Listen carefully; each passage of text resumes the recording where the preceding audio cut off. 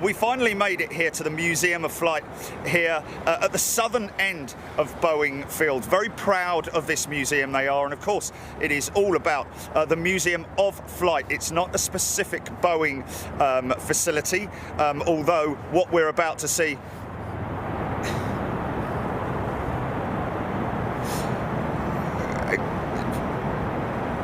what happened? Oh, okay. First off, outside the main entrance here, there is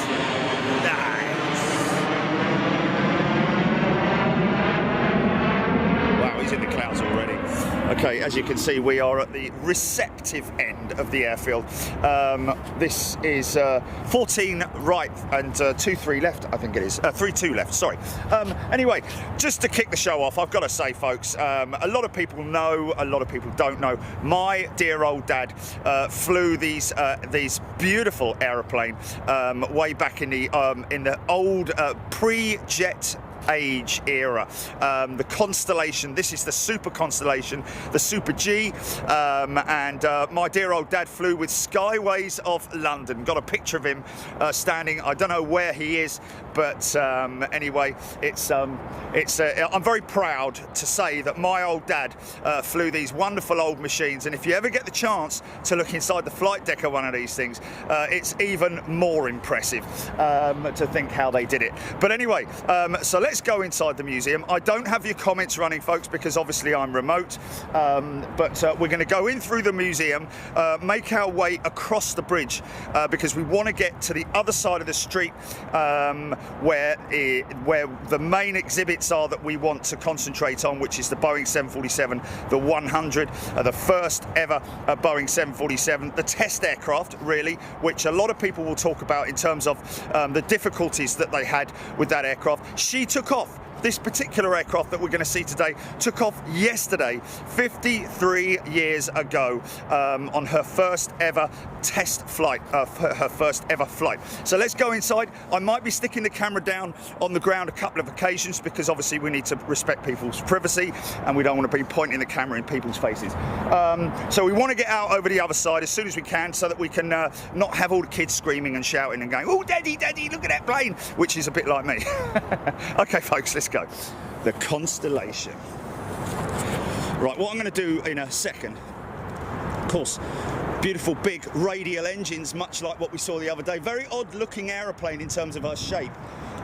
Sort of got that bent look about her, but she is a beautiful aeroplane. This one is not accessible. You can't go on board it. But interesting to see. I think it's Trans Canada Airlines, TCA, and look at that. Let's just get a nice little bit of B-roll here. Okay, maybe I'm a bit too loud. Just check audio, Jilly. Check audio. I'm going to switch the camera, the mic out to the other end because I don't want to be talking right into it because it might just be a little bit loud. But anyway, there we go. So obviously for long haul operations, I'm guessing that these are drop tanks at the end of the wing, retrofitted. If you look at most of the Constellations, they didn't have those tanks. But it is a beautiful example of this also outside the TWA Hotel at New York. And those concrete-filled canisters there just to keep her down on the ground in the case of high winds. Look how tall that front undercarriage is, man. It's 8 or 9 feet up in the air. But yes, beautiful example of the Constellation. So here we are. Right outside the Museum of Flight. Right, okay, folks, I'm just going to put the camera down for a quick second because I need to put my mask on. I'm going to put you on the bin, all right? It's nice, isn't it?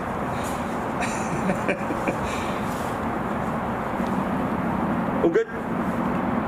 All good? Yeah. GP, everything okay? Okay, right, here we go then, folks. In we go. Of course, they do have a very extensive shop here. There are the guys here. Let's see if we can get away from them. Hey chaps, give us a wave. How you doing? Hey. Good, good. As you walk through, let's just have a little pay our respects to the historic machines that we have here. Look at that for an engine. That's steampunk, more or less, isn't it? Absolutely beautiful. Of course, it's a German machine, used probably in World War I. They've got part of the original Apollo. Let's just have a quick. Oh, actually, excuse me. Anybody into their space technology? There's quite an extensive display here, and this is, I believe, an authentic piece of something. I'm sure there's, of course, we all remember this kind of stuff, don't we? Oh, how nice is it? I think this is the orbital piece that was used to experiment with sending live beings or animals into space. And of course that is just incredible when you look at that, how tiny that thing is.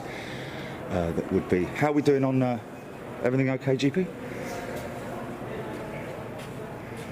Okay. Some great exhibits here. So lots of stuff to clap your eyes on. McDonald Gemini spacecraft, model parts of pieces, etc., etc. The Apollo mission, of course. Pretty cool, man. I like what they've done in here. I might lose. Wow. Julie, just let me know if there's a, because we're going into.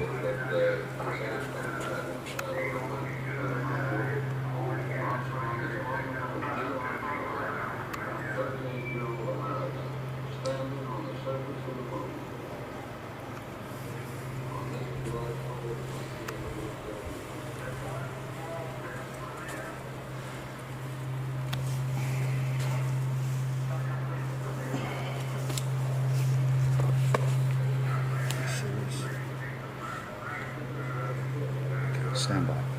You copy, GP?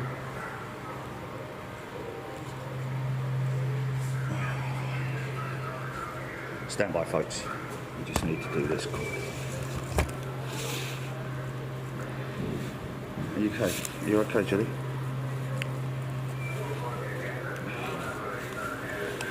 Doesn't work.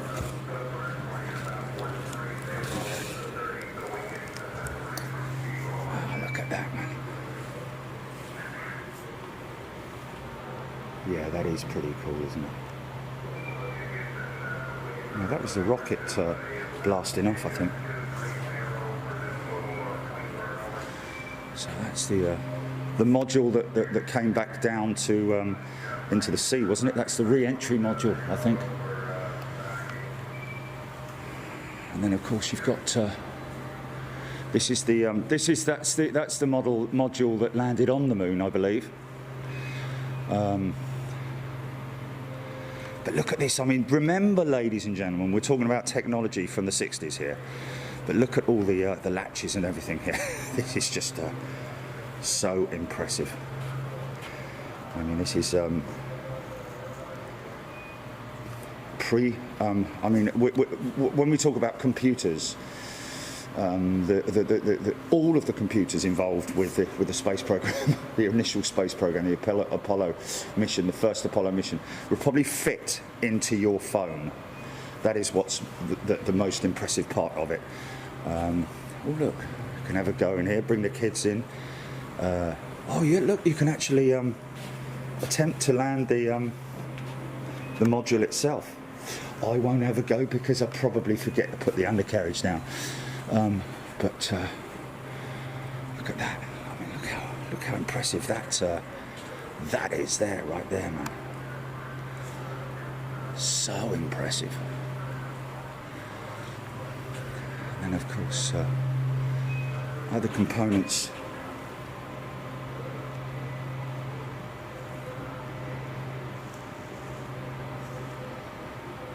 Vehicle.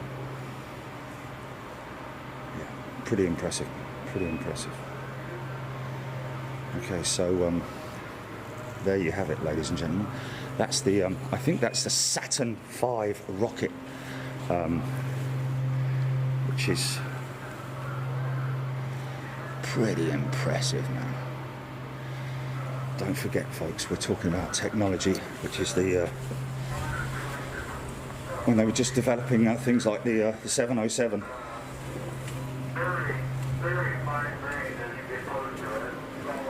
Okay.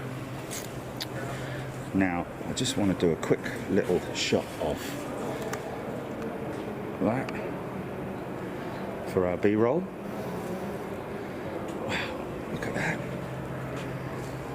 That's pretty impressive, isn't it?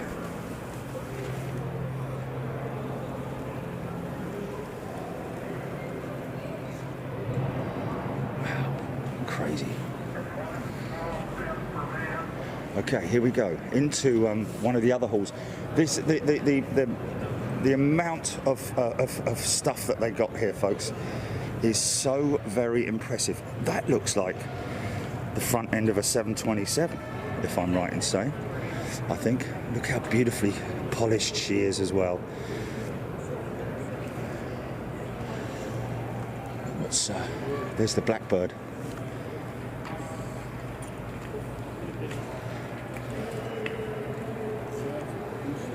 I didn't know that they had a piggyback, whatever that was. Is that some kind of an additional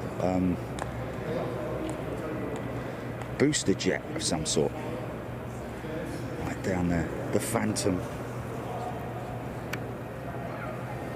One of my favourite display aircraft of all time at the air shows.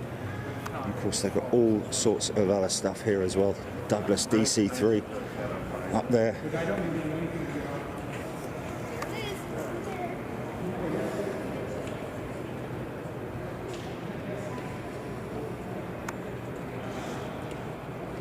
Beautiful example.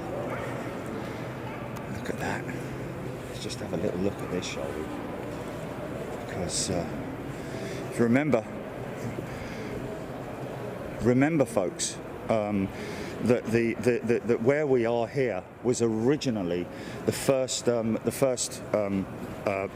aircraft to be produced were seaplanes here at Boeing.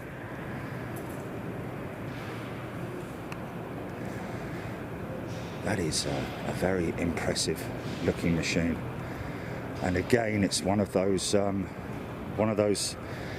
aeroplanes that you look inside the flight deck of one of these things, and you just do honestly wonder how these things. Well, I mean, it is all relative about what we've talked about so many times in terms of flight speed versus with the aerodynamics of the wing. If you've got enough power to get her off the ground and she's aerodynamically stable, there's never any issues. The only issues that would happen are technical ones. But let's just have a little look. Now, we talked about how small the cockpit is. Look how small that cockpit is, man.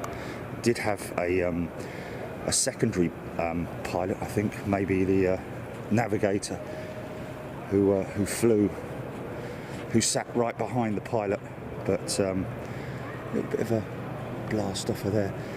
Look at that. Nice.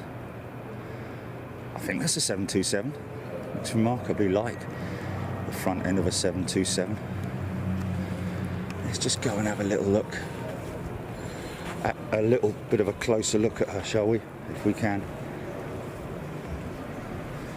It's a non-profit organisation, this, by the way, folks. So every little donation that they get here goes straight into maintaining the museum, but also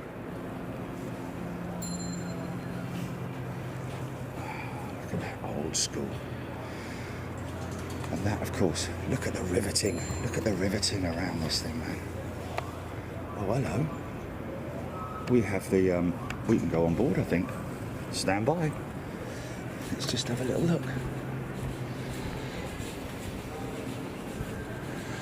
So GP, stand by, because we're going inside the aircraft. Is there somebody on?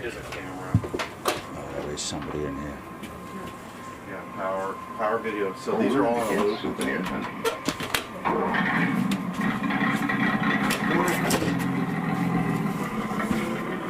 As long as it doesn't.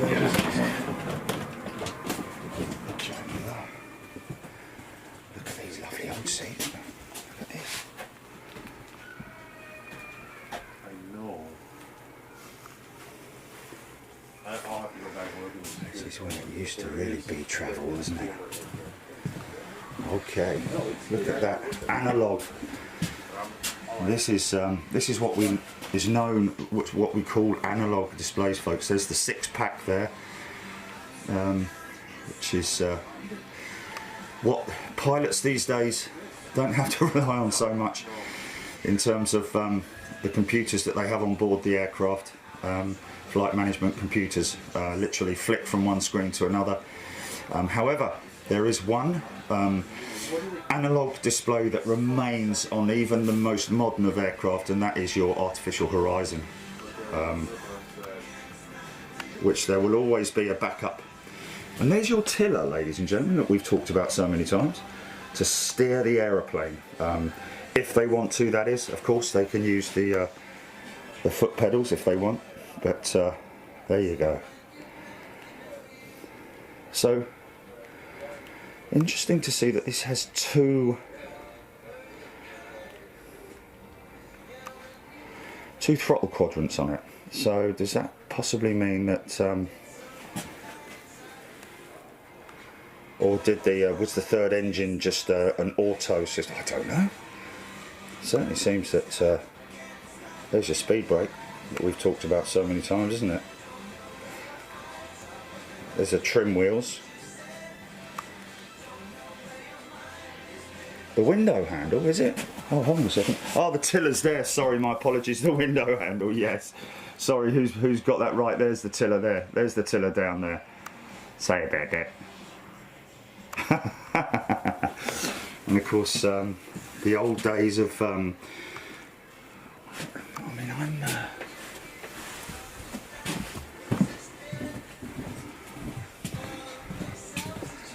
when I get it wrong. I don't think it would be Big Jet TV if I got everything right. It's a 737, isn't it? That's why. It's not a 727, it's a 737, folks. So that's why it's only got two engine throttles there. Of course, you stupid boy. But there we are. The original 737, that would be the... Would that be the 737-100? Let's just have a look and see. It probably says it on here, doesn't it?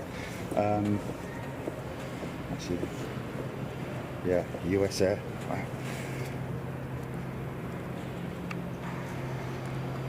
We've got an example, a full example of this over in the other hangar, folks, which is where we're going to head now.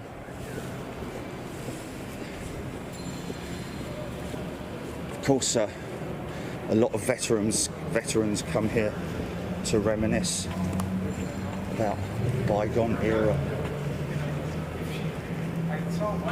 So we're going to fly. We're going to fly, okay. Let's just... So if you want to go to the door center, you know where the flight is on?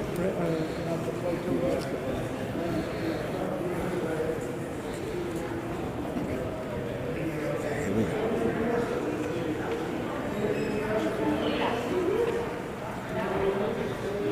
Well stocked and shot. Tell you what it is. Okay, here we go.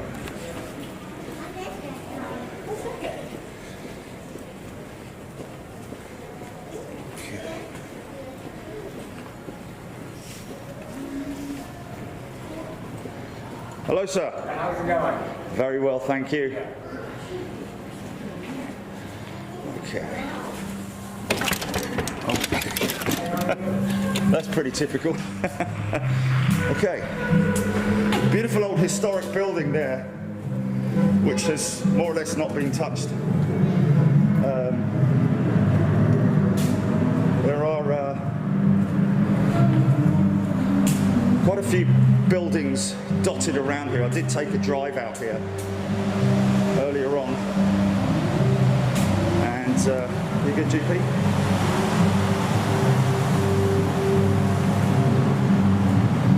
So we're crossing the street now. And this is where we're heading, folks.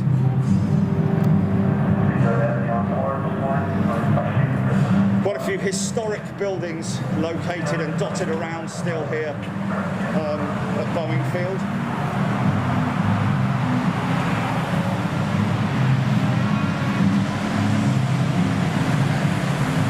And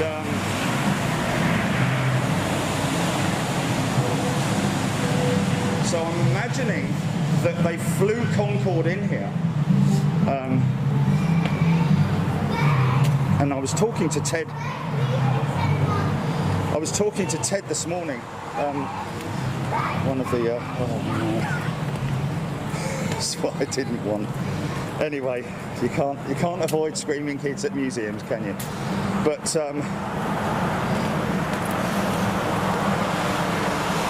interestingly enough, in terms of the historic side of things, see, look at that.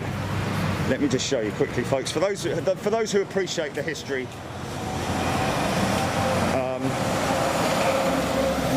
these were these old buildings here, more or less just kept in good condition. And of course, the other entrance there. So very close to the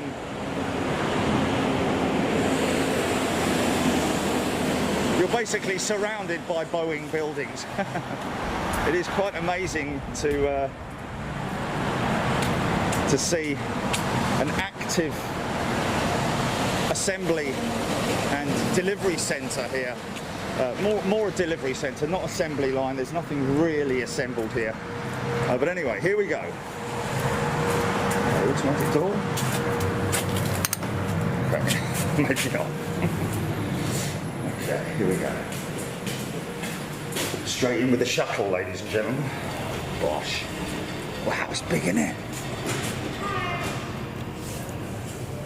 Hi there, how are you doing? Good, how are you? Good, thank you. Look at that. That's pretty impressive, isn't it? I think that they carried this thing on the back of a 747. It's quite amazing.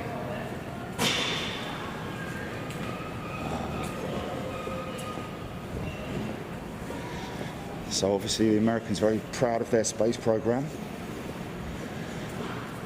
Wow, I think we are, look at this, the Soyuz capsule. Wow, the actual one. Look how it's got burnt up from re-entry. That's crazy, isn't it, man? That is insane. Look at the early materials. Crazy. Wow.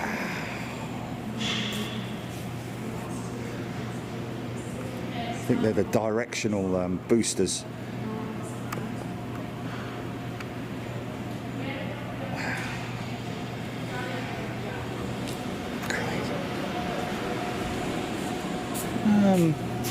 Should we just go up and have a look and see what the cargo bay of the space shuttle, the space shuttle looks like? Let's see its vastness. Wow, that is pretty crazy, man. I I should really be sort of like floating around in it, shouldn't I? No, don't do that, Jerry. You look like an idiot. But yeah, well, pretty impressive, man.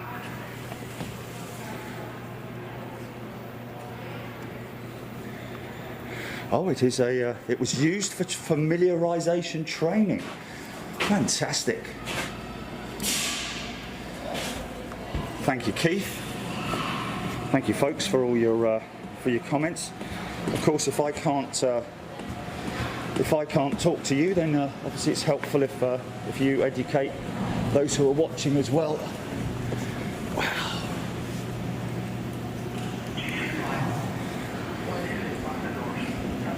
That's crazy. Wow. Okay. Now this is something that's very close to my heart, folks. And what is amazing is when you come through here, the B-17 Flying Fortress, made at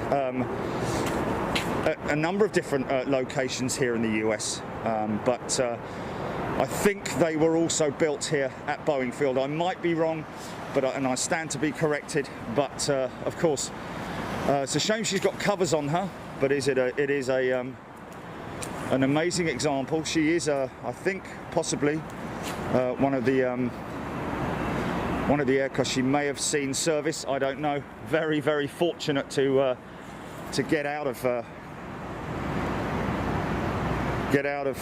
Europe and back to the US. I know that they did bring back a number of aircraft. Okay, so we're out in the opening now, GP. Lots of different examples. Of course, I think they flew Concorde into Boeing Field. I'm pretty sure they did. This is a prime example. She's beautiful. She's looking very smart. And of course, all those thousands of miles away from the UK, and she's still proudly showing her colours.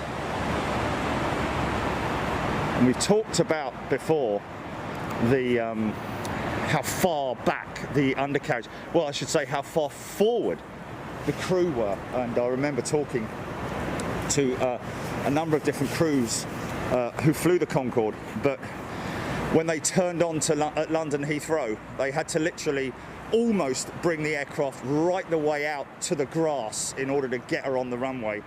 And you can just see there the crew in the flight deck, some 30 feet in front of the main undercarriage. Okay, another absolutely beautiful example, the B-29, and I think when they built the Flying Fortress, the B-17. The first thing that they had a problem with was the fact that they couldn't get the B-29 in the hangars because the hangars were obviously too small. So they had to reconstruct more hangars. But this is an absolutely beautiful example. Looking very, very smart indeed. And of course, the Super Fortress.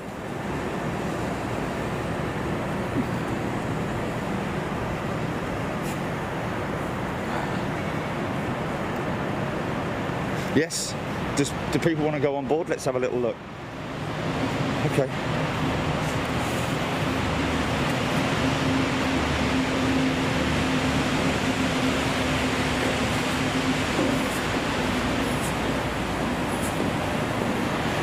And I've got to say, although the folks at Brooklands do a wonderful job in presenting their Concorde as best they can, she's certainly not in any way as pristine as this one.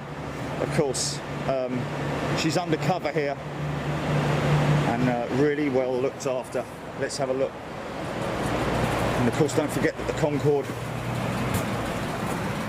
Oh wow! Oh, that's a shame. There's perspex here, but that's fine. Wow! Look at that.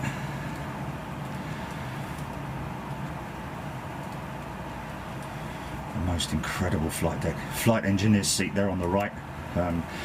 Flight engineers, one of his most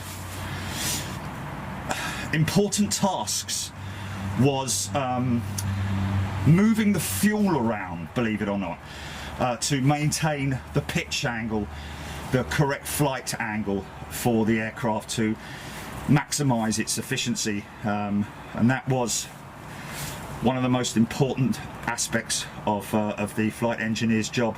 Obviously monitoring the engines, monitoring everything on board the aircraft, but more importantly, moving fuel from different locations, outboard, inboard, tanks, etc., etc., just to stabilize the aircraft and keep it. Look at these fuse panels. This is the sort of stuff that you don't really, well, you do see in modern aircraft, but the avionics bay is where most of that stuff is now stored. And of course this is all covered over at the back here. Obviously, understandably, for that's the one thing that they've looked after. 253 miles an hour at takeoff. I think the one at Manchester,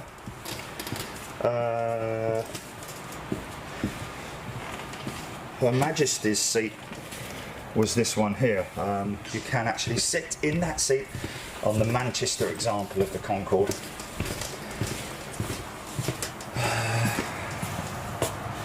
Yes. And there we have it, folks. I'm careful because I'm worried that I might bump into a bit of perspex in a minute, but there we go. Look at that. Yeah, crazy.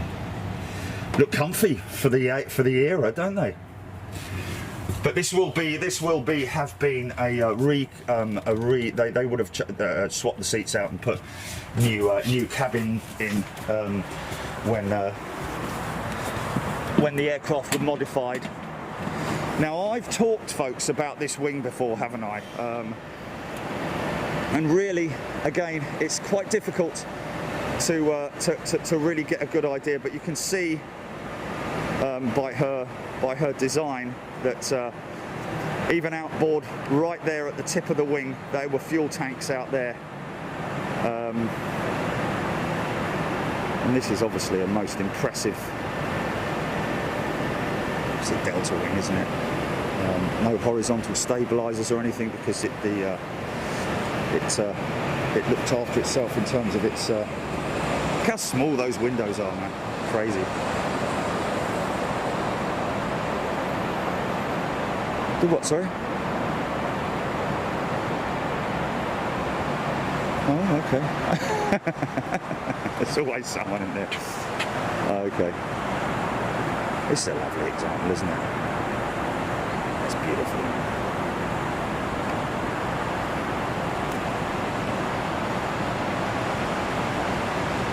Wow. Look at that for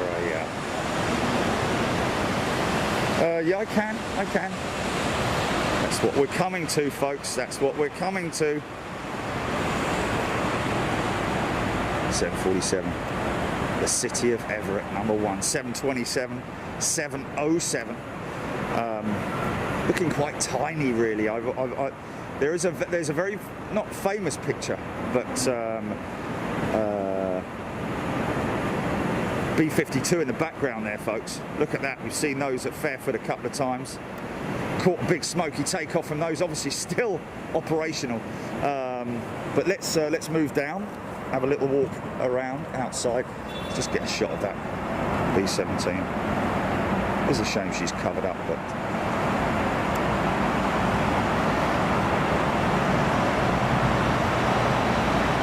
B-29. This went bigger and bigger and bigger, didn't they?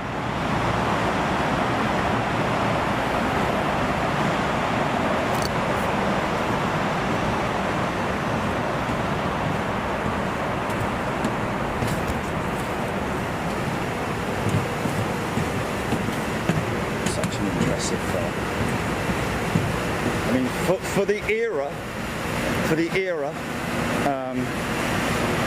look, they're still using, they're still keeping the interior from rotting by literally pumping her through with fresh air. Very impressive undercarriage. Everything that you see on Concorde in terms of the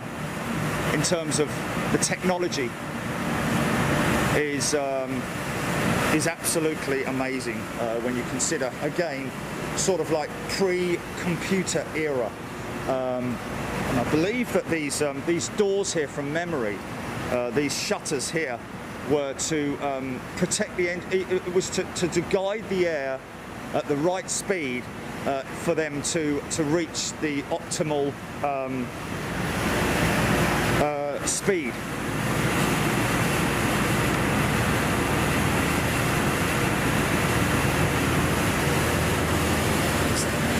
Perfect example of that wing once again.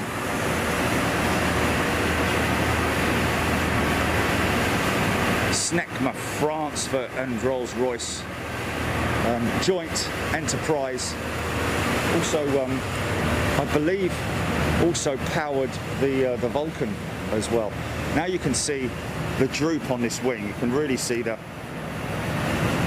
profile of that wing. Very impressive. Okay, standing next to, and of course the let's just take a quick shot of that. I think we got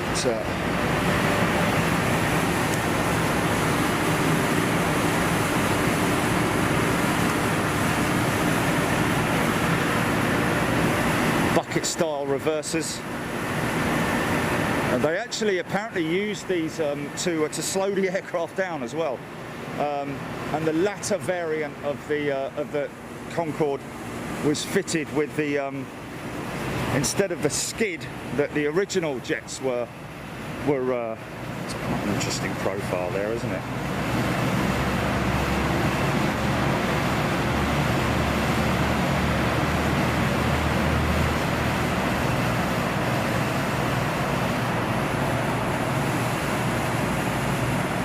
Was switched out to a set of wheels, which, having spoken to again to engineers and people who flew the Concorde, that not used that often. Look at the quality. She's in great nick, isn't she?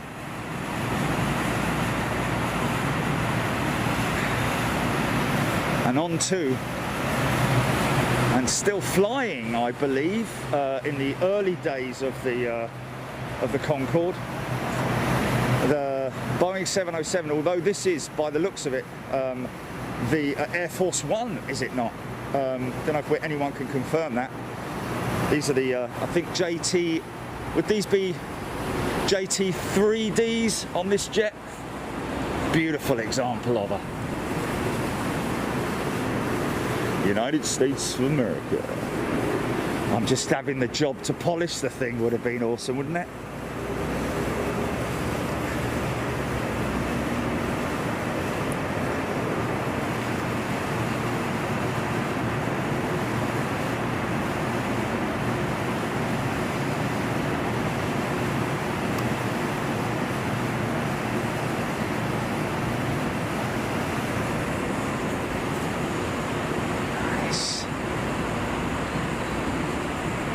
Oh, okay, so Kennedy's aircraft, was it? Wow. Look at this. Just coming up to the 727, still aircraft examples of this aircraft still operational. And 707 too. Of course, we had the 720 as well, the 720, which was a shorter range variant. Wow, John F. Kennedy flew on that aeroplane. Isn't that incredible? Should we go on board and? Oh, okay. So we've got a bit of a dispute in terms of. Well, let's have a little look and see. Okay, presidential aircraft. Let's have a little look. John F. Kennedy.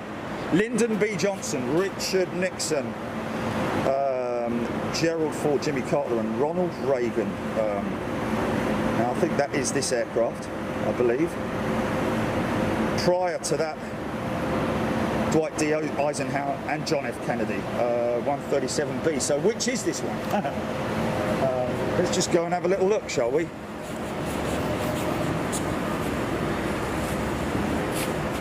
Sam 970. Okay, so yeah, this is 970. So this is John F. Kennedy's aircraft. Flew on Sam 970 to Key West in March 61 to confer with British Prime Minister Harold Macmillan. Fantastic. If I was the British Prime Minister, I'd be like, can I have a go on your plane? I'm interested in talking politics. Because they probably flew over in an old Lancastrian or something like that. Not only joking, of course. Let's go and have a little look. Hello. Hi there. How are you? We're good to go on board? Absolutely. Let Thank me you. know if you have any questions. Thank you, sir. You bet.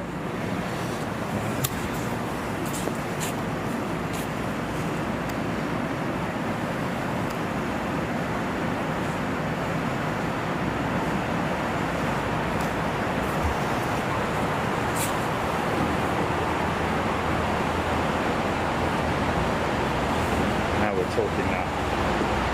Old school technology once again, ladies and gentlemen. Straight into the Kazi if you wanted it. Look at this quality old school flight deck, man. Wow.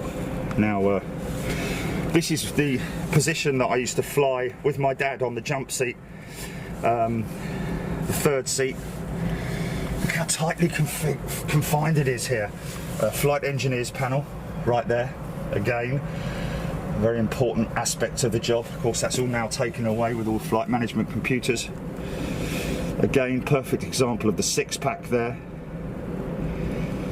Altitude, airspeed, etc., etc. Wow. Of course, the very old type of autopilot that they did have. Oh, look at this, crazy. So this is obviously look at that, the old computer there. It's insane. Telex machine.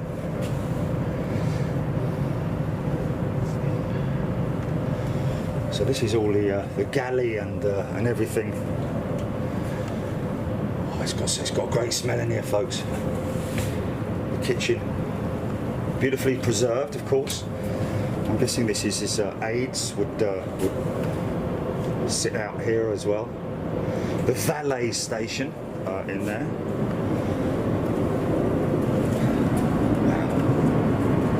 To think we're walking through somewhere that this is the presidential stateroom. Look at this.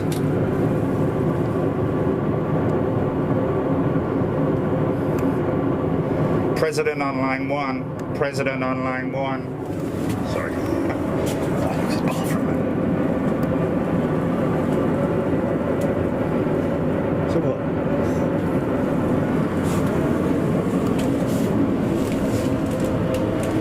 Okay, well, clutching at straws there, really, aren't we? Wow.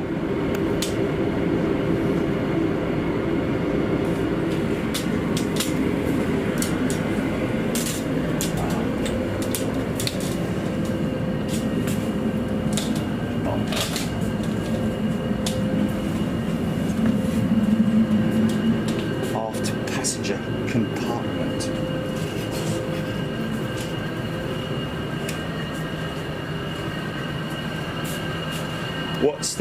What's the alternative to name it then, GP? The President's aircraft, the presidential aircraft. Rather than calling it the Air Force One, you just call it the presidential aircraft, yeah? Okay. Yeah, Boeing 707 presidential. Okay, don't want to see a toilet. Okay. It's great, isn't it? Oh look, I got it right. Oh, what's that? What's that just gone out? It's still low cloud, so not able to see. We had a, oh blimey, I thought that was someone working on the engine for a minute.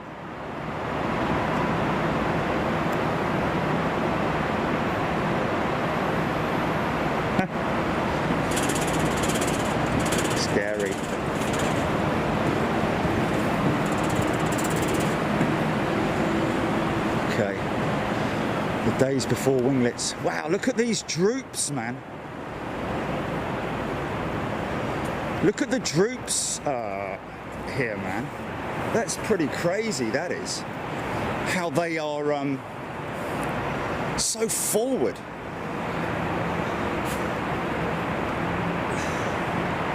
Vortex generators on the leading edge. Obviously that was something that was added later on or during the development of the aircraft, because they obviously had some kind of wing flutter, possibly, which was reduced by, I think this is a beautiful example, isn't it? It's a shame they got out.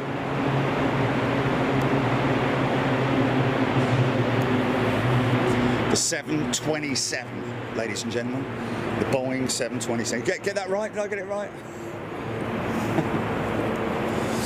So I'm always intrigued by things like that, whether or not that is the reason for that panel being there, the reinforcement panel. Old pitot heads, man. The days before static wicks and static ports and so on and so forth. Kind of crazy, really. Oh, interesting. Something interesting coming up. More paneling there, which is I wonder if that's removable for avionics, so that you can access avionics behind there. I don't know. It's very low to the ground. Oh, Boeing like their stuff low to the ground. Look at that. Lower than a Dreamliner. Okay, so this is quite interesting what we have here. A segment of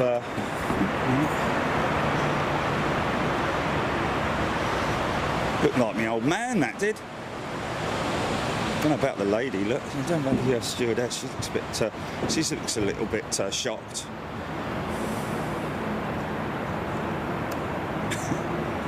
Whereas he looks. That's a great model, isn't it? It does look like my old man. Oh, look at that, man! Look at that, man! Look at that. That is just fantastic, isn't it? Wow. Jack Wardell, Brian Weigel, Jesse Wallach. It was the when we look back at that 707, folks. I think it was, what was his name? Who did the he barrel rolled the 707 over this very airfield. Interesting. 757. Or is this a 727? Okay, so segment of a 727. And here we go, where we're talking about the old systems. So the interior, a little panel, little segment of this is the main cargo. See the arrow, folks, see the arrow. Don't look around the eyes, don't look around the eyes. You'll never not see that arrow ever again if you're watching right now. Every van, every parcel, every time you see a FedEx logo, you will see the arrow. You can't miss it now, can you? Hey, you can't miss it now. Hey, it's there. Look. Yeah. But yeah.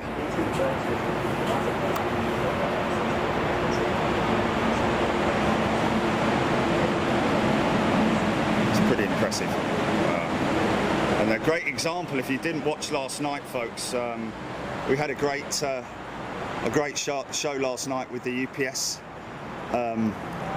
teams working to turn around two 767s and an MD-11, and we are waiting at the moment on some feedback to see whether we might be able to bring you something special later on tonight, or later on today, should I say. Again with the teams at UPS. Of course, our very own VOAC.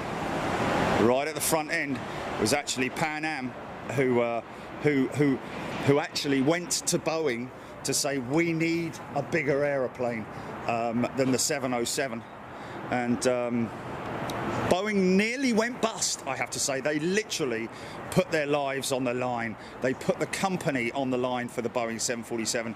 And even when they took off for the first time here at Boeing Field some 53 years ago, they had a long way to go, and one of the main reasons why they had so many problems was down to those engines, the JT9D turbofan.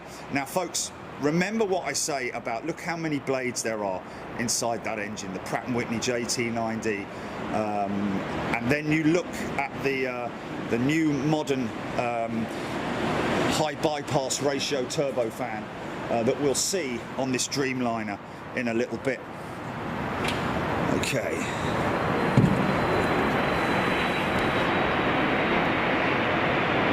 Nope, he's too high.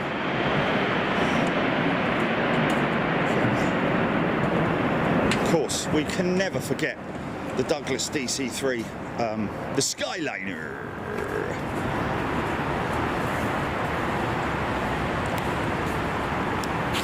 Shot through there.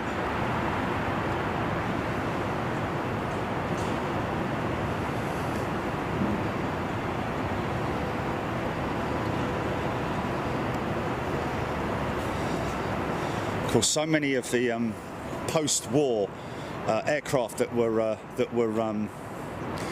put into service post-war, like, for instance, the Lancaster bomber, which was modified into the Lancastrian. Look at the door, man.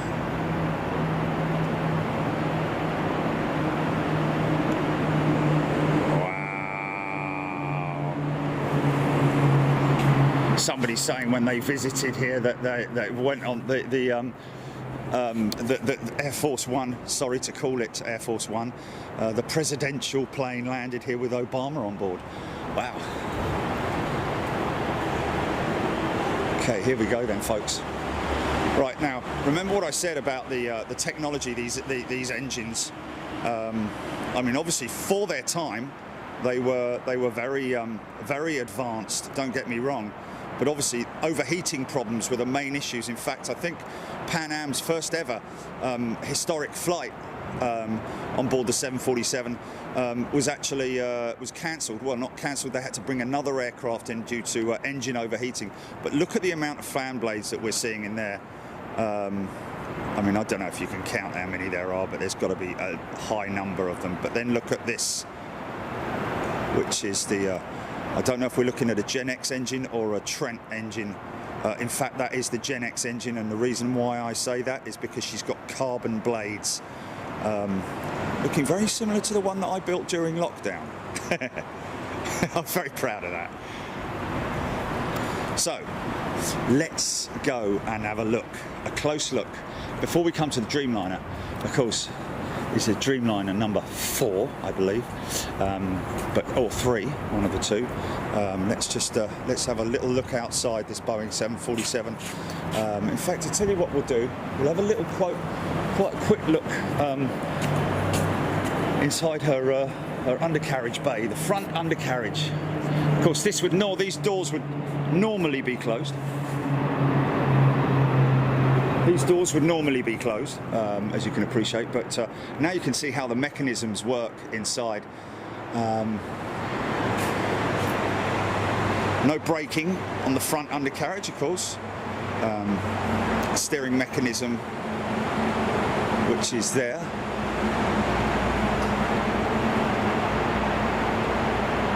Of course, hydraulic ram there, which basically controls the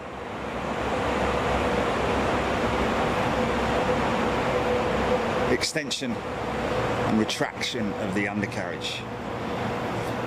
And of course the 747 having to be fitted with body gear as well, because of as you can imagine, if you imagine that aircraft with no body gear, you can quite understand how the thing would literally collapse. Yeah, such an impressive piece of machinery for its time as well. I think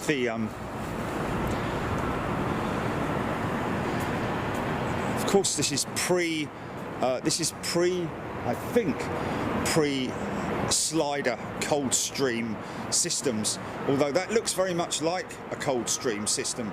That might be a latter model of the Pratt & Whitney engine. I'm not sure, but I don't think that was exposed. They obviously had serious overheating problems, like I mentioned just now. But let's just have a close look at the what we looked at just now in terms of the number of fan blades. Look at that. So, and they would be titanium blades as well, folks. What's up, GP?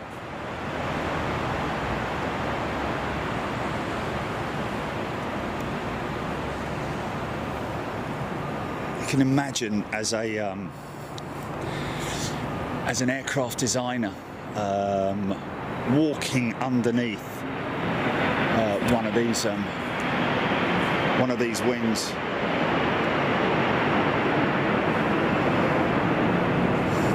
Of course, the hump that we've discussed so many times before, she was originally developed as a freighter aircraft, and the hump was put in because of the flight deck having to go above the lower compartments. They had to build a valance for aerodynamics, literally, to keep the airflow clean over the back of the aircraft. So they had to fit that valance, and it sort of like worked out as a bonus, really, because they could obviously fit extra cabin space up there on the top of the aircraft. And of course, latter variants of the 747 being extended, that upper deck, and the whole aircraft being extended in terms of its length. And of course, you know, the rest is history, of course. I'm not sure. I think maybe the slats, which you can see there, the fold-out slats, which I think they were maybe electronically operated back in those days. I don't know, but yeah, all the same, a beautifully impressive aeroplane for its time. Okay, let's get on board this aircraft quick, because we do have people coming in now. This is body gear steer, as you can see here. The steering system, very small degree of steering on the body gear, and as we've talked about before, in terms of tread, and when wheels and when tyres are replaced, you can see different depths of tread there on these tyres, but they're perfectly okay.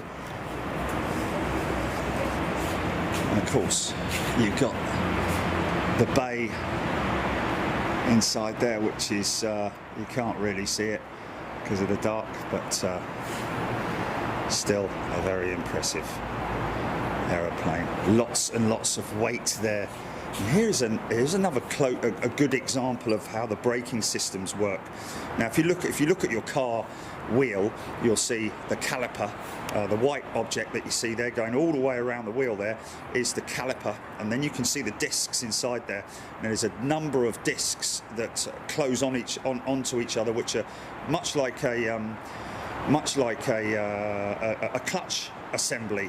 But you can see the pistons there coming out of the calipers that basically apply the brakes, and then you can see how many brakes that they have. And why and how they are so powerful, the braking on the 747.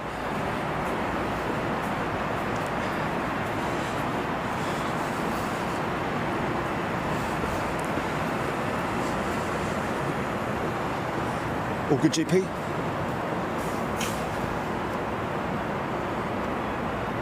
.001. Okay, let's go on board, ladies and gentlemen. The Boeing 747-100, and there she is with, I remember, that's a very famous picture where they brought all the airlines together to, okay, let's just put the mask on standby.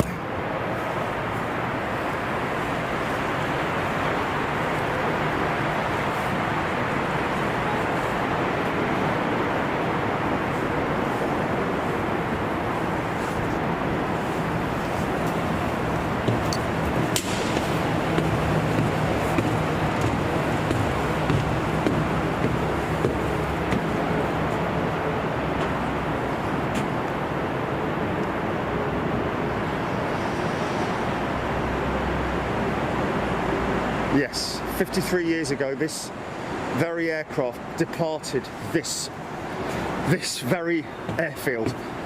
It is kind of crazy to think, isn't it? We're one day out. We're one day out. But yeah. So bear in mind, folks, this is a test aeroplane. Oh, here we go, look. Here we go. Look at that. Now, how much like the 380 does that look? Is that crazy or what? Even the front end. Is that insane or what? So, like I said, that is insane. Almost makes you think that the designers at Airbus looked at that and thought, we can build that. You can do it. That's incredible. I've never seen that before. I've never seen that in pictures or examples of that before.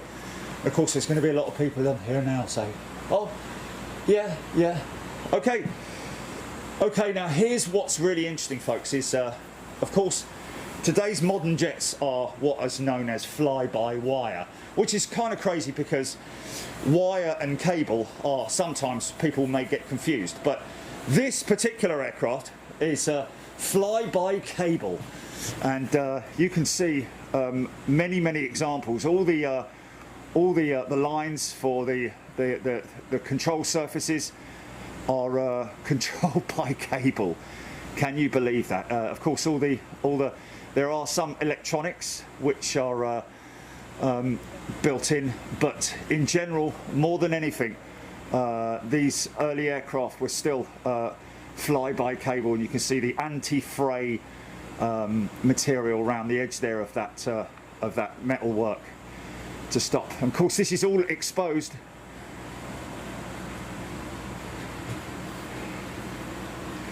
This is a test aeroplane, so obviously she's stripped out with no interior. She's obviously got, you know, the side panelling, but shame we can't go upstairs. But of course, this is the original stairway that we stairway to heaven. Look at that, going up into the flight deck. It's a great shame we can't go up there, but different galley options, I'm guessing, that they look at this, man. Isn't this incredible, man? Just really does go to show the how big the interior of the 747 is. So all this telemetry, all this equipment in here was used during testing. Good. This is some pretty cool stuff. The first flight. Here we go. Requires only 4,300 feet of room. Gross takeoff weight is 467,500 pounds. Each engine producing just under 39,000 pounds of thrust. Wow. Just 39,000 pounds. This is on board this very aeroplane, folks.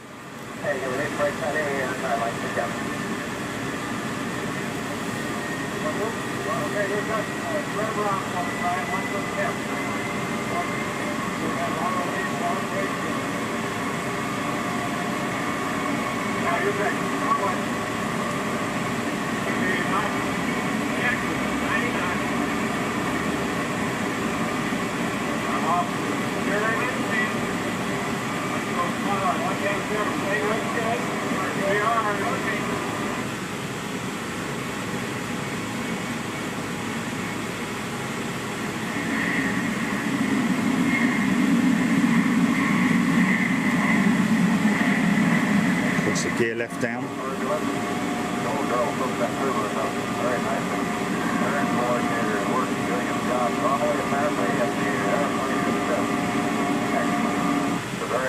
Usually flyable airplane though, and it does go under control. Be able to take off configuration. We haven't tried to change anything yet.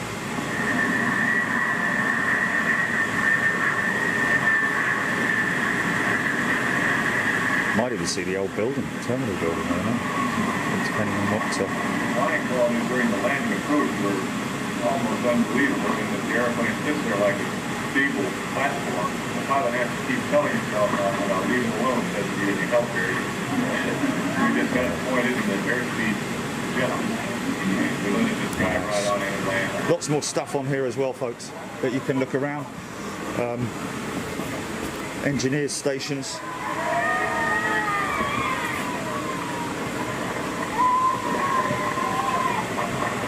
Yeah, I bet they had a few beers that night, didn't they?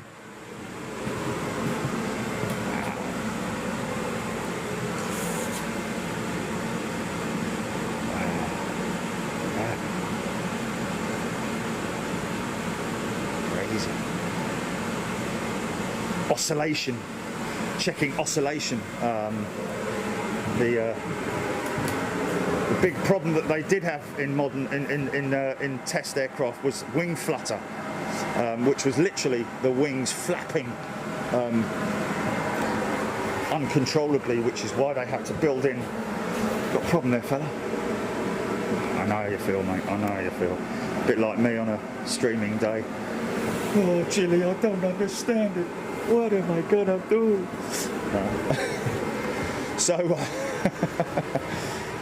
So these barrels that you see here, I think that's something. Oh, forward cargo. Okay, so it's to. Okay, we've got somebody on board. Okay, let's just make ourselves work. But these barrels would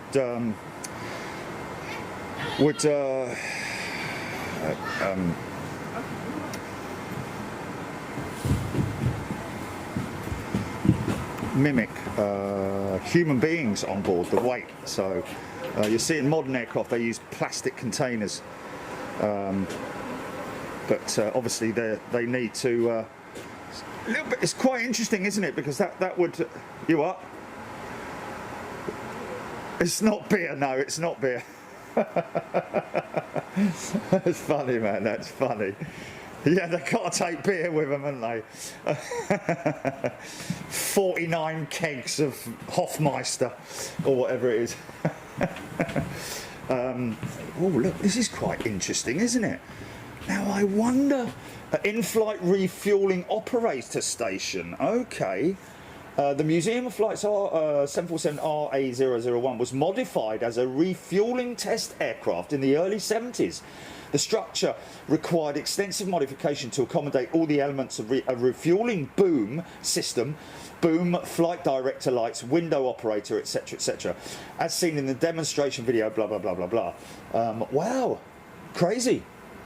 And there we have, ladies and gentlemen, the flight data recorder, which is... no, we are literally at the bulkhead here, folks. Behind that is where the APU is, and this is the structural bulkhead of the aircraft. So behind that it is not pressurised. But that's very interesting, isn't it? It's very interesting. Wow, that's crazy. Wow, yeah. Amazing, man, amazing. And first time we've ever been inside a test aircraft. 30 years of testing. The legacy of the city of Everett did not end in '69 after the original testing process. The Boeing company kept the plane to test new engine systems and operational procedures.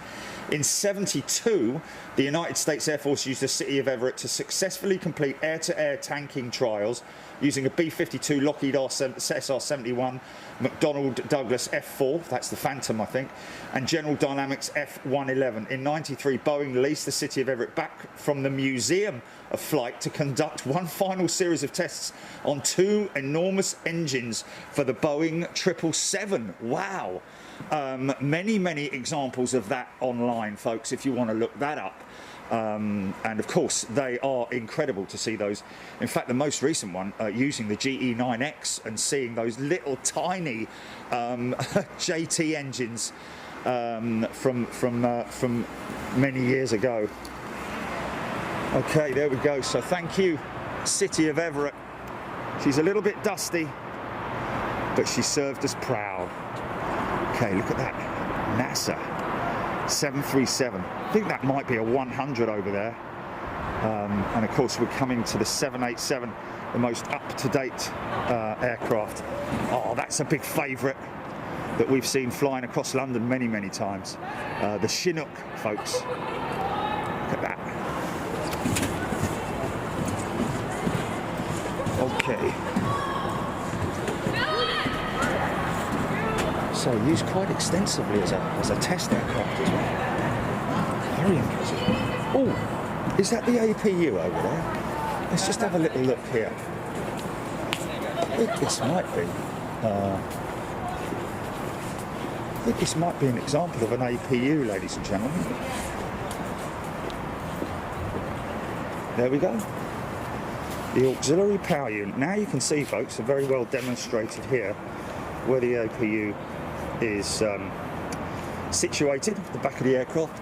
It is another jet engine, which we see so many times. So next time we're watching, just imagine that is right at the back of the aircraft there, where we talked just now about the bulkhead. Interesting to see those modifications there. That might have been something to do with the air-to-air refueling, I don't know, to stop flutter for the refueling boom, because obviously, as you can appreciate, the refueling boom is a very unstable aerodynamic. Oh, okay, that's interesting. That's interesting. So this is your, by the looks of it, possibly the reverser arrangement here. Was that on a slider? I think it was, you know. I think this panel was possibly on a slider here, which then closed off the back for air to pass through the back of the engine. Of course, this is that's the cold element that's coming through there. This is long before high bypass ratio turbofan technology. As you can see inside there is the hot element of the engine, and this is the remember when we talk about the CF6 with the big pointy piece here, which is more or less a to guide the exhaust so that it forms a stable trail outside the back of the engine, rather than a big sort of, like, you know, unstable airflow. But yeah, interesting. That's very interesting to see the early. This is the JT9D engine, I think. I don't know if and of course that. Oh, isn't that lovely? Oh, stand by. Stand by.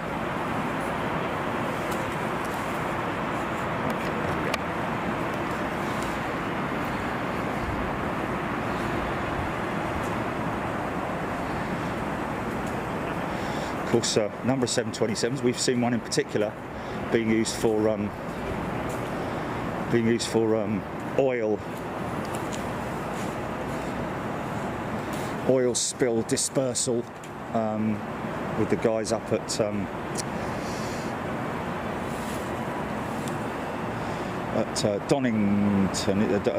Doncaster, isn't it? Doncaster Airport. The oil spill response team. Fortunately, never been used in anger, which is a good thing. Okay, ladies and gents, here we go then. The Dreamliner. Now look at this wingtip technology here. A beautiful opportunity to get up and close with it. As you can see there, a beautiful example of this wing. This is a 787-8. That's the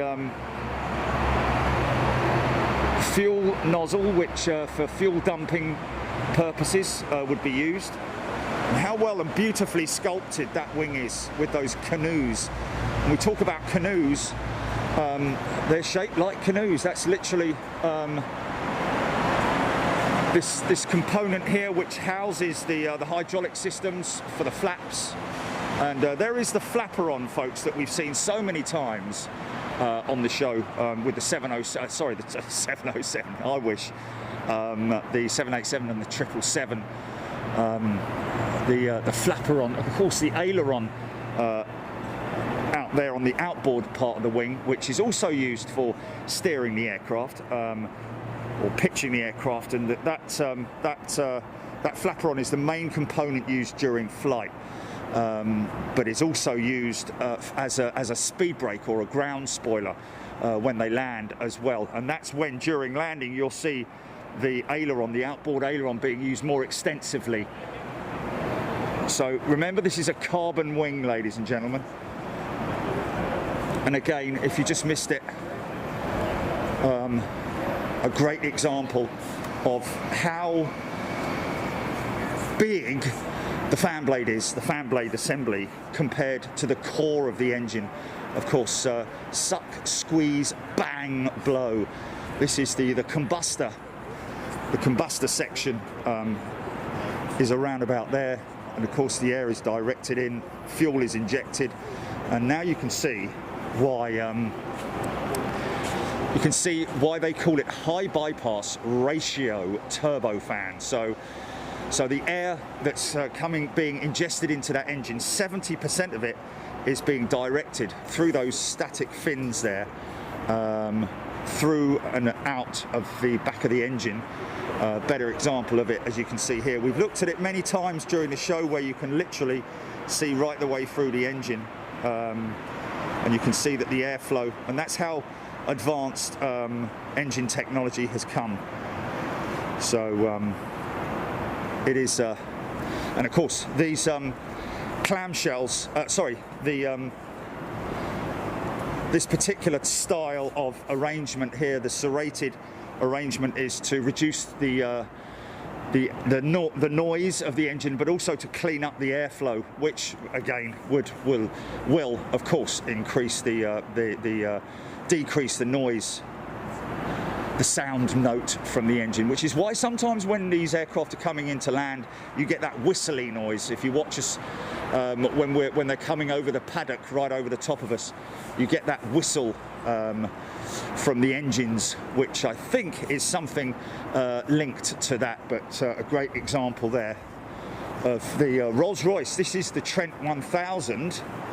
Now this one, I think you'll see, will have the titanium blades, as you can see there. This is the titanium blade of the Rolls-Royce Trent 1000. General Electric uses the carbon component. Always, I think General Electric first to dabble in the carbon technology.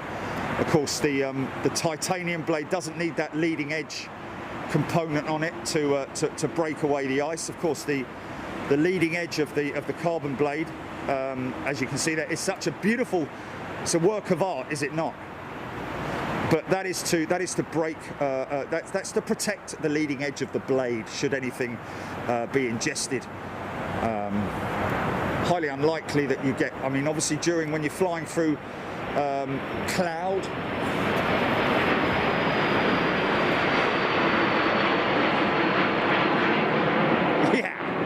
got a bit of a plane. When you're flying through cloud, obviously, freezing ice is ingested. So you obviously need to protect the. There's two variants of the engine. Well, not two variants, but there's two manufacturers of the engine: General Electric and Rolls-Royce. And now you can really see how small the core is of the engine compared to the to how big the engine itself is in terms of the. That's why these engines have such big outer diameters, because purely down to the fan blade dimensions. And of course these are electric brakes on the Dreamliner. Of course, as we know,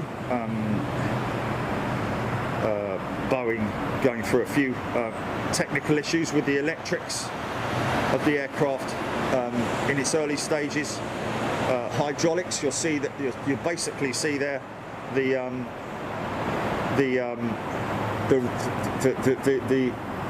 there is literally no hydraulic lines coming into it. I think you'll find that component there is the when you see the wheels, the whole cart assembly will tilt before it goes into the undercarriage bay. That's literally so that they could fit it in there, and that's something that's pretty unique with Boeing. I think it happens on the 767, originally developed many moons ago, but and a way of obviously being able to fit and this is a test aircraft as well, folks, don't forget. This is not a passenger jet, this is a test aircraft. One of their test beds, number 3, I think it was, or number 4. I think it was number 3. But as you can see there, caliper arrangements, they're all electronically powered. And of course electric start on these engines as well, not air start. So another unique thing about the Dreamliner is that she has so much electric power on her. The windows, the window dim system, which is very efficient, as well as the brakes and the engine start. So this arrangement of pitot heads and the angle of attack sensor, which is right there.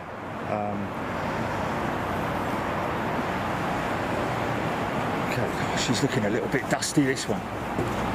Okay, again, folks, remember, she is a test aircraft. So we're not going to see, there might be some examples of her. So now you look across this wing. You see what I mean about how odd that wingtip looks from different angles. It's not quite as swept as it looks. There's the vortex generators that we see when you see the white plumes of vortex travelling up and over the wing, generated by those generators there, which cleans up the airflow. Otherwise it would be very disruptive. Of course, the engine is a very disruptive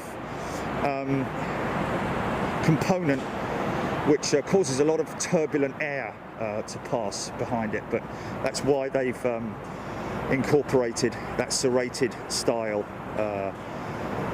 cowling, trailing edge cowling. This is a cold stream style system. 3 different panels there you see on the engine. The back part there is the part that slides back, exposing the reverser systems. Okay, good day, sir. Hello, how's it going? Not too bad. Yourself? I'm doing well. Welcome. Any questions, feel free to ask. We're going to walk through there, or? Oh yeah, just go around, don't go all the way around. Oh, I see, right. Okay, thank you, sir. Yeah, cheers. Okay. The HUD can also display RNP, This is good or required information, navigation folks. performance data, enabling landings at airports with minimal or no ground-based navigation infrastructure. The HUD can display conformal runway lines. By highlighting the edges of the active runway, the pilots are kept aware of its exact position in low visibility or darkness. The 787 Dreamliner's flight deck is designed to enhance safety and efficiency and provide a platform for future technology growth. Its superior visibility, its ergonomic layout, and its leading-edge displays and controls are shining examples of the visionary design that is the hallmark of the Boeing 787 Dreamliner. Wow, it's amazing when you look at if go right back to those days with the early cockpit designs with the analog displays, folks. We've mentioned it many times before. There is the head-up display, unique to the Dreamliner. I think it's an optional component on the customer aircraft with the customer. Of course, they've this is not a live flight deck, but they've showing you there just how comfortable it is compared to the older style of aircraft from way back in the day with the old analog systems. Oh, okay, now okay. So the flight deck. Look at it. I mean, it's like a car more than anything else, isn't it? Just amazing. All good, GP? You still there? Okay, good. Okay. So yes, the new computer era aircraft. Really, I mean, obviously they were introducing much more advanced flight management computer systems on the even on the 747-400. These displays that you see here, they can flick between the displays, unlike with the analogs where everything was laid out in front of you. This you can flick through different displays. Of course, he's got his artificial horizon there, and this guy on the these obviously you can see there's two different displays there showing his I think that might be, I mean, you can check through and see your taxi points and so on and so forth. Just very impressive in terms of how few knobs and dials there are compared to on the old analog systems. Yeah, very impressive indeed. And there is the tiller, not the window opener. There is the tiller there, folks. And of course, they're able to use the pedals if they want to. And of course, Boeing still continuing to use the traditional yoke style, which is obviously a much smaller component now compared to what it was back in the old days. Okay.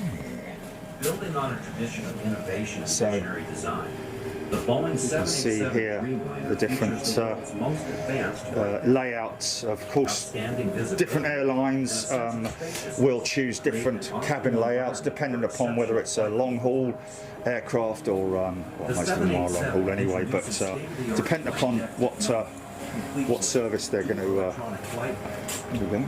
Wide format displays, software flight management displays, and dual head-up displays. The wide format displays provide a larger map and enhance the big picture for navigation and flight information. And the new displays are programmable, Nice. which means future advancements can be incorporated with no need to replace. Use of the Dreamlifter. When's the last time the Dreamlifter came in? Excuse me? When's the last time the Dreamlifter came in? The Dreamlifter what again? Came here. I think that was, well, no, that would be up in Everett. But Yes, that, right. That comes in almost, Daily. a couple times a week. Yeah. Oh, really? Okay. Two, Okay. 3 times a week. Okay. All right. Yeah. Thank you very much. It's really something to watch them. Yes. And they'll show it on this, to watch them load and unload. Yes, They'll yes. show it here in just a second. Very impressive. So that's how they manufacture the fuselage segments, folks, which is a woven. There's the Dreamlifter, the equivalent of the Then they put it Airbus. in an oven. Yes, literally put in an oven and cooked. Basically, yeah, let the resin cure.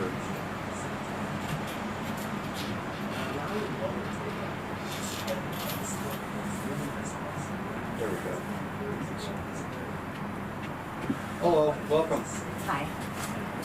Any questions, feel free to ask.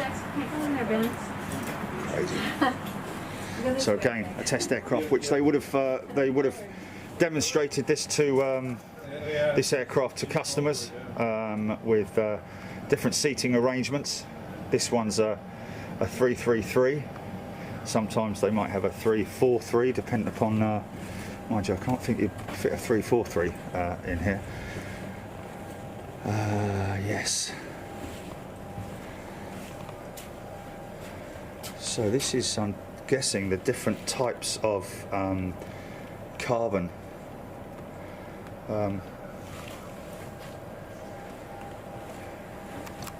Yes, folks, we might have some very interesting news to bring you about Anchorage. I know everybody's been waiting for us to give them more updates on the Anchorage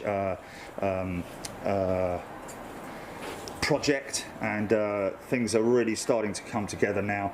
Obviously, as you can appreciate, we do work tirelessly to bring you as much decent content as possible. And this is what we're talking about. That's the window dimmer, which is amazing when you consider the technology and the amount of just one window alone on its own is, you know, the battery power. This is why Boeing had the issues that they did initially of getting it right, because you never get it right for the first time. So, you know, as you can appreciate, no window blinds on the Dreamliner, but window dimmers, which are very efficient, I have to say.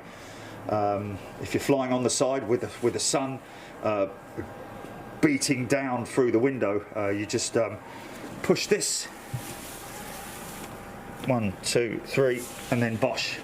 Within about 30 seconds or less, the window is completely dimmed, but you can still see outside, which is great. So very easy to sleep. Here's the galley out the back. Of course, much different arrangement nowadays, but this is just for demonstration purposes. But as you can see, lots of space for the crews to work, etc., etc. Okay, so here we go. The last aircraft that we're going to come to is this 737. Now, I'm not sure about the history of this one. The first A in NASA, let's say. Interesting. Okay, Langley Research Center. Look at these lovely old JTs on this thing, man. Now, when I was a little lad, these 737s were still very much in service, and I know that there are quite a few of our members who also remember these aircraft. 737. So I think this is I think by the looks of this is possibly a weather test aircraft used for weather testing. Oh, so this is the 737 prototype. The baby Boeing. Wow. Sorry folks, just that's an aircraft going into SeaTac. The Museum of Flight 737 was used by NASA as a transport system research vehicle starting in 1974. Wow. This aircraft is the first 737 ever built, ladies and gentlemen. You are witnessing the first ever 737, much like the 747, and signed, I'm guessing, by designers and people who worked on the aircraft as well. That is pretty impressive. That is great to obviously have NASA and Boeing working so closely together. Unfortunately, we can't go on board her, but very impressive. Aeroplane for its day, of course. Look at that. That's the 787. Well, there we go.